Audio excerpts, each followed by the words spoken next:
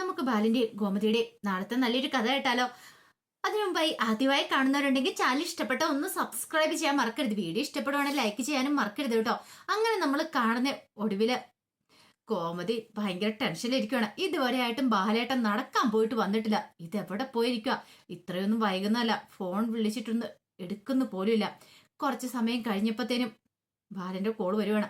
അപ്പോഴേക്കും ഗോമതി പെട്ടെന്ന് കോളെടുത്തു. എവിടെയാ ബാലേട്ടത്? ബാലേട്ടൻ ഇത് എങ്ങോട്ടാ പോയത്? നടക്കാനാന്നും പറഞ്ഞ് രാവിലെ പോയിട്ട് പിന്നെ കണ്ടത് പോലും ഇല്ലല്ലോ എന്ന് പറഞ്ഞു. ഇത് കേട്ട് കഴിഞ്ഞപ്പം ബാലൻ പറഞ്ഞു, ആ അത് പിന്നെ ഗോമതി, എനിക്ക് അത്യാവശ്യമായിട്ടൊരു സ്ഥലം വരെ പോകേണ്ട വന്നു, അതുകൊണ്ടാന്ന് പറഞ്ഞു. എവിടെ? എങ്ങോട്ട് പോകുന്ന കാര്യമൊന്നും ബാലേട്ടൻ പറഞ്ഞില്ലായിരുന്നല്ലോ. അതെ, തിരക്കിനിടയ്ക്ക് ഞാൻ പറയാൻ വിട്ടുപോയതാ. പക്ഷെ ചില കാര്യങ്ങളൊക്കെ ഉണ്ടായി. ഇത്ര നാളായിട്ട് മനസ്സ് വല്ലാത്തൊരു ഭാരമായിരുന്നു. ആ ഭാരം ഒഴിഞ്ഞു കിട്ടിയെന്ന് പറഞ്ഞു. ഭാരം ഒഴിഞ്ഞു കിട്ടിയെന്നോ? എന്ത് ഭാരം? അതൊക്കെ ഉണ്ട് ഗോമതി. ഇപ്പൊ എന്റെ മൈൻഡ് നല്ല ഫ്രീ ആയി. ഇപ്പോഴെനിക്കൊരു സമാധാനമായെന്ന് പറഞ്ഞു. ഗോമതി പറഞ്ഞു, എന്താ ബാലേട്ടാ? ബാലേട്ടൻ എന്തോ പ്രശ്നം അലട്ടുന്നുണ്ടല്ലോ. അതെ, ഞാൻ അങ്ങോട്ട് പറഞ്ഞതാ, നീ സമാധാനമായിട്ടിരിക്കുക, എനിക്ക് വേറെ പ്രശ്നങ്ങളൊന്നും ഇല്ലാന്ന് പറഞ്ഞു. അപ്പോഴേക്കും ഗോമതി ചോദിച്ചു, ബാലേട്ടാ എന്തെങ്കിലും ബുദ്ധിമുട്ടോ കാര്യങ്ങളോ ഉണ്ടോ? ഉണ്ടെങ്കിൽ പറ. എവിടെ? എനിക്കൊരു പ്രശ്നമില്ല എന്ന് പറഞ്ഞു. നീ ധൈര്യമായിട്ടിരിക്കുക എന്നൊക്കെ പറഞ്ഞിട്ട് അങ്ങനെ ഗോമതിയെ ആശ്വസിപ്പിക്കുകയാണ്. ഈ സമയം ഗോമതി എടുത്ത്, ബാലേട്ടന് എന്ത് പറ്റി? പതിവിലും വിപരീതമായിട്ട് ഭയങ്കര സന്തോഷത്തോടു കൂടിയാ സംസാരിച്ചിരിക്കുന്നേ. കുറച്ച് കഴിഞ്ഞപ്പം ശ്രീദേവി വന്നിട്ട് ചോദിച്ചു, അല്ല അമ്മേ, അച്ഛൻ വിളിക്കുകയോ മറ്റോ ചെയ്തായിരുന്നോ? ദേ ഇപ്പൊ വിളിച്ചു വെച്ചോളൂ മോളെ. ഭയങ്കര സന്തോഷത്തിലായിരുന്നു. സന്തോഷത്തിലോ? അതേന്നെ, കുറച്ച് ദിവസങ്ങളായി ബാലേട്ടൻ എന്തോ ഒരു പ്രശ്നമായിരുന്നു. ഞാനത് ആലോചിക്കുകയും ചെയ്തായിരുന്നു. വല്ലാത്തൊരു ടെൻഷനൊക്കെ ഉണ്ടായിരുന്നു. പക്ഷെ ഇപ്പൊ ആ ടെൻഷനൊക്കെ മാറിക്കിട്ടിയെന്നാ പറഞ്ഞേ. മാറിക്കിട്ടിയെന്നോ? അതെ. ഇനിയിപ്പോ അത് എന്തൊരു ടെൻഷനായിരിക്കും ബാലച്ചന്റെ മനസ്സിൽ? ഒന്നും ശ്രീദേവിക്ക് മനസ്സിലായില്ല. ദൈവമേ, തന്റെ ചതി എങ്ങാനും അറിഞ്ഞു കാണുമോ? അതൊക്കെ ഓർക്കുമ്പോ വല്ലാത്തൊരു ബുദ്ധിമുട്ടായിരുന്നു ശ്രീദേവിക്ക്. അങ്ങനെയൊന്നും ആയിരിക്കില്ല. ഇനിയിപ്പം സുകന്യേച്ചിയുടെ മനസ്സിൽ എന്താണെന്ന് അറിയില്ല. എല്ലാരും കൂടെ തന്റെ മുന്നിൽ നാടകം കളിക്കുന്നതാണോ? ഈ വീട്ടിൽ ആരൊക്കെ സത്യങ്ങൾ അറിഞ്ഞിട്ടുണ്ടെന്ന് പോലും അറിയത്തില്ല. ഓരോരുത്തരുടെ സ്നേഹപ്രകടനം കാണുമ്പോഴത്തേനും വല്ലാത്തൊരു ടെൻഷനും കാര്യങ്ങളൊക്കെയാ മനസ്സിൽ എന്നൊക്കെ ഇങ്ങനെ ശ്രീദേവി വിചാരിക്കുക. ഈ സമയം സുകന്യ മുറിയിൽ ഇങ്ങനെ ഫോണിനകത്തൊക്കെ നോക്കി ഇങ്ങനെ കമന്ന് കിടക്കുവാണ്. ആ സമയത്താണ് ധർമ്മം മുറിയിലേക്ക് വരുന്നത്.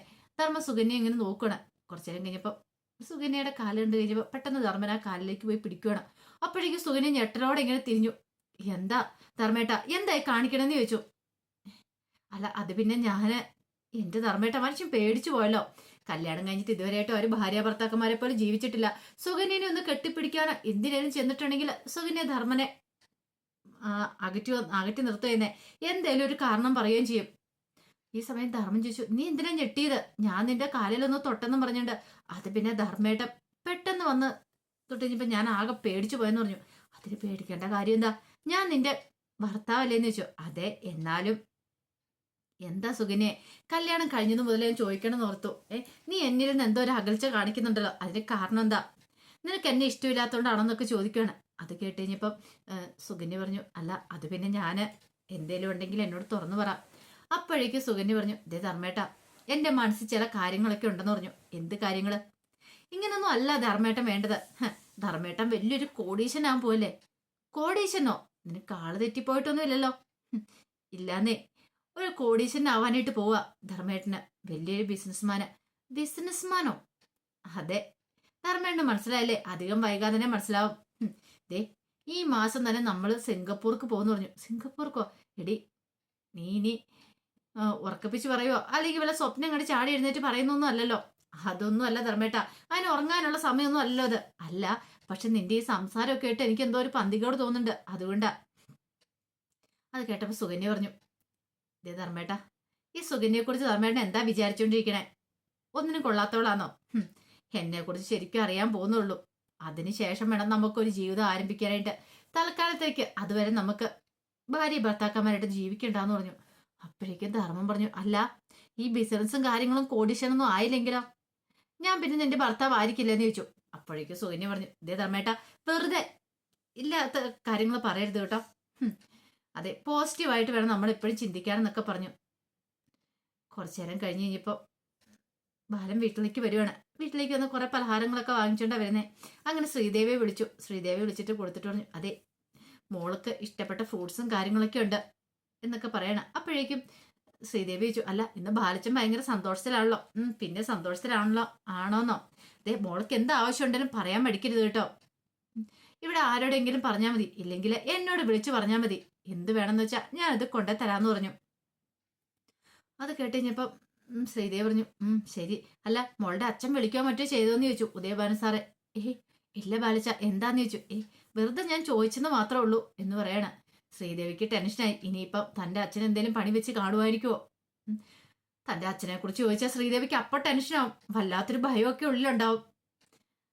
അതിനുശേഷം ശ്രീദേവി അകത്തേക്ക് അങ്ങോട്ട് കയറി പോവാണ്. ഈ സമയത്ത് രാജശ്രീയും അലോകും അച്യുതനും കൂടെ സംസാരിക്കുകയാണ്. അലോക് വന്ന് രാജശ്രീയോട് പറഞ്ഞു, അമ്മേ ഒരു കാര്യം ഞാൻ പറയാം, സുഗന്യ ചേച്ചി പറ്റിച്ചിട്ട് പോവെന്ന് ചോദിച്ചു. പറ്റിക്കാൻ എങ്ങനെ? അല്ല അപ്പച്ചിയുടെ പേരിലുള്ള സ്വത്തും കാര്യങ്ങളൊക്കെ എന്റെ പേരിലേക്ക് മാറ്റിത്തരാന്ന് പറഞ്ഞിട്ട് പറ്റിക്കുമെന്ന്. എടാ അവൾക്ക് അങ്ങനെ പറ്റിച്ചിട്ട് എവിടെ വരെ പോകാൻ പറ്റും? അവള് ദേവമംഗലത്തല്ലേ കഴിയണേ. കാര്യമൊക്കെ കാര്യം തന്നെയാ. 10 ലക്ഷം മേടിച്ചോണ്ട് പോയിട്ട് ഒരു വിവരം ഇല്ലല്ലോ ഇതിനായിട്ടും. എത്രയും പെട്ടെന്ന് കാര്യം നടത്തി തരാൻ പറയണം. അഡ്വാൻസ് വാങ്ങിച്ചോണ്ട് പോയതല്ലേ. അത് കേട്ടപ്പോ അച്യുതൻ പറഞ്ഞു, അത് ശരിയാ, ഒരു കാര്യം ചെയ്യാം, നീ ഒന്ന് വിളിച്ചു നോക്ക് രാജശ്രീ, അപ്പൊ അറിയാലോ എന്ന് പറഞ്ഞു. അങ്ങനെ രാജശ്രീ സുകന്യയെ വിളിക്കുകയാണ്. സുകന്യയെ വിളിച്ചിട്ട്, സുകന്യ നീ എന്താ ഒന്ന് വിളിക്കുക പോലും ചെയ്തില്ലല്ലോ, 10 ലക്ഷം രൂപയും കൊണ്ട് പോയിട്ട് എന്ന് ചോദിച്ചു. അല്ല അത് പിന്നെ ഞാൻ അങ്ങോട്ട് വിളിക്കാനൊക്കെ ഇരിക്കുമായിരുന്നു. നിന്റെ ഉദ്ദേശം എന്താ? എത്രയും പെട്ടെന്ന് തന്നെ കാര്യങ്ങൾ നടത്തി തന്നോ അറിയാലോ. ഞാനൊരു വാക്ക് പറഞ്ഞ വാക്കാന്നുള്ള കാര്യം രാജശ്രീ ചേച്ചിക്ക് അറിയാലോ. എത്രയും പെട്ടെന്ന് തന്നെ ഞാനത് നടത്തി തരൂ. ചേച്ചി ധൈര്യമായിട്ടിരിക്കുക, വിഷമിക്കൊന്നും വേണ്ട, ഞാനല്ലേ പറയണേ. അധികം താമസിപ്പിച്ചുകൂടാ. അച്യുതേട്ടനൊക്കെ ഇവിടെ അതിനെക്കുറിച്ച് ചോദിക്കാൻ തുടങ്ങിയെന്ന് പറഞ്ഞു. അതൊക്കെ ഞാൻ ഏറ്റു എന്നൊക്കെ ഇങ്ങനെ സുകന്യ പറഞ്ഞിട്ട് കോള് കട്ട് ചെയ്യണം. സുകന്യ പിന്നെ ആലോചിച്ചു എന്താ ചെയ്യണ്ടേന്ന്. കോമതി ചേച്ചിയുടെ ഒപ്പ് വാങ്ങണം, അതത്ര നിസ്സാര കാര്യമൊന്നുമല്ല. എന്ത് കള്ളത്തരം പറയണം, അങ്ങനെയൊക്കെ ചില തീരുമാനങ്ങളൊക്കെ മനസ്സിലെടുക്കുന്നുണ്ട്.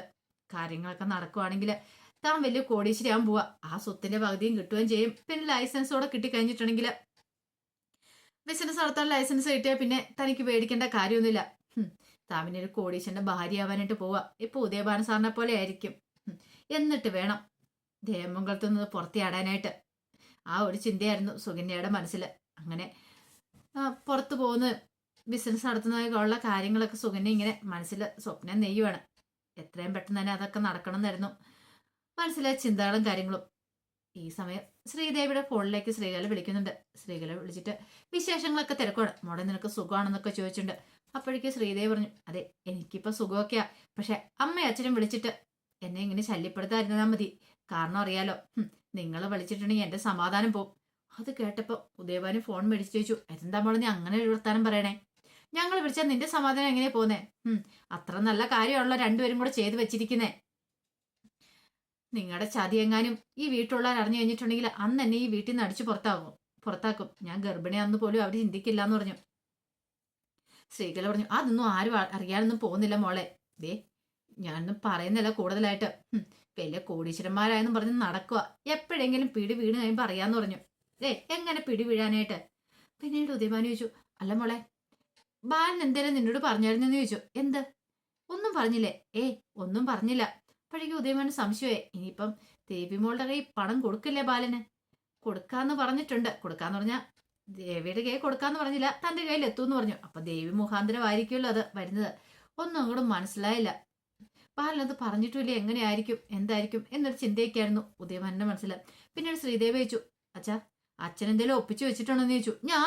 ഞാനെന്ത് ഒപ്പിക്കാനായിട്ട്? ഞാനൊന്നും ഒപ്പിച്ചു വെച്ചിട്ടൊന്നുമില്ല മോളെ, ഞാനും കൂടി ചോദിച്ചെന്ന് മാത്രമേ ഉള്ളെന്ന് പറഞ്ഞു. അങ്ങനെയാണ് അച്ഛനെ കൊള്ളാം. ദേ മോളുടെ ജീവിതം എവിടെ നിന്നുള്ള ഓർമ്മ വേണം. മുമ്പത്തെ പോലെ അല്ല, വയറ്റൊരു കുഞ്ഞുണ്ടെന്ന് ഓർക്കണം. എന്തേലും സംഭവിച്ചു പോയിട്ടുണ്ടെങ്കിൽ അച്ഛനില്ലാത്തൊരു കുഞ്ഞിനുമായിട്ട് ഞാൻ ഇവിടെ ഒന്ന് നിൽക്കേണ്ടതായിട്ട് വരും, അറിയാലോ. പിന്നെ ആനന്ദേട്ടൻ എന്നെ തിരിഞ്ഞു പോലും നോക്കത്തില്ല എന്ന് പറഞ്ഞു. അത് കേട്ട് കഴിഞ്ഞപ്പോൾ ഉദയഭാനു പറഞ്ഞു, മോളെ മോൾക്ക് ദോഷമുള്ളൊരു കാര്യം ഞങ്ങൾ എന്തെങ്കിലും ചെയ്യുവോ? മോള് ധൈര്യമായിട്ടിരിക്കുക, സമാധാനമായിട്ടിരിക്കുക എന്നൊക്കെ പറഞ്ഞുകൊണ്ട് ഇങ്ങനെ ആശ്വസിപ്പിക്കുവാണ്.